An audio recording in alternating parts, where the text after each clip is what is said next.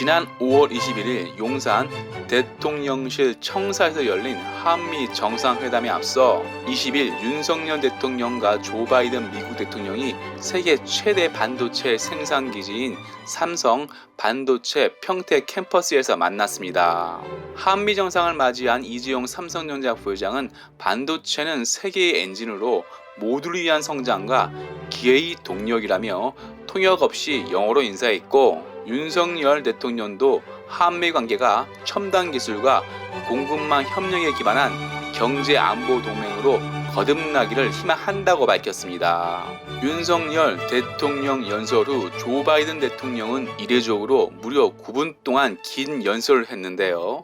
연설 내용을 압축하면 한미 동맹은 영내와 전 세계의 평화 안정, 번영이 핵심 축이라는 것입니다. 한미 정상은 종이에 쓰는 방명록 대신 반도체 지도인 웨이퍼 위에 검은색 펜으로 각자의 이름을 남겼습니다. 한국은 6.25 전쟁 직후인 1953년 맺은 한미 동맹으로 여러 혜택을 누리고 있는데요. 가장 큰 혜택은 70년간 전쟁이 없는 안보 혜택이지만 경제적 혜택도 상당히 큽니다. 한국 수출품 1위 반도체도 한미동맹 혜택이라 할 수 있는데요.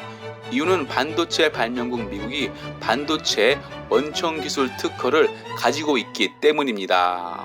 미국은 자국 동맹국에만 반도체 제조를 허락하고 있습니다. 솔직히 한국이 만드는 반도체는 한국도 피땀 흘리며 열심히 했지만 미국이 봐주지 않으면 만들 수 없는 것입니다. 실제로 미국은 한국대만 반도체 수출을 막은 적이 있습니다.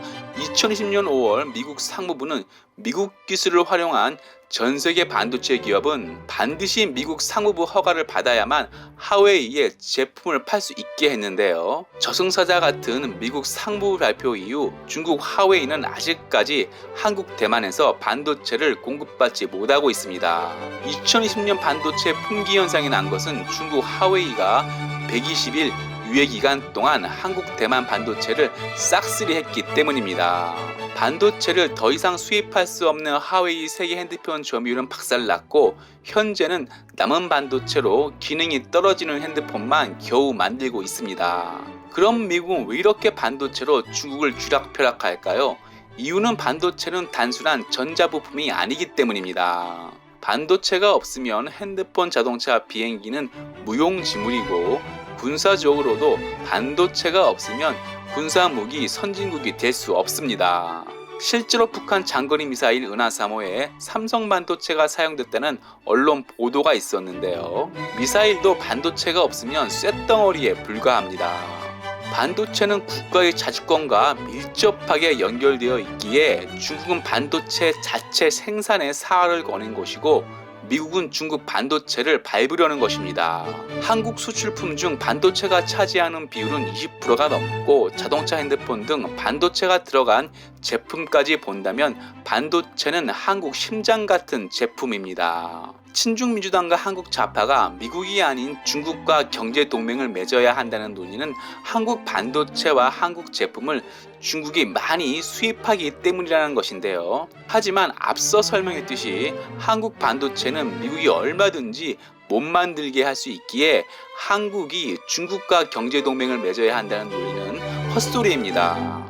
1953년 이승만 건국 대통령은 한미동맹을 맺을 때 우리의 후손은 한미동맹으로 말미암아 앞으로 여러 대에 걸쳐 많은 혜택을 누릴 것이라 했는데요. 70년이 지난 현재 이승만 건국 대통령 예언은 정확히 맞아 떨어지고 있습니다. 와티뷰 마치겠습니다. 유익했다면 구독, 좋아요, 회원 가입 부탁합니다.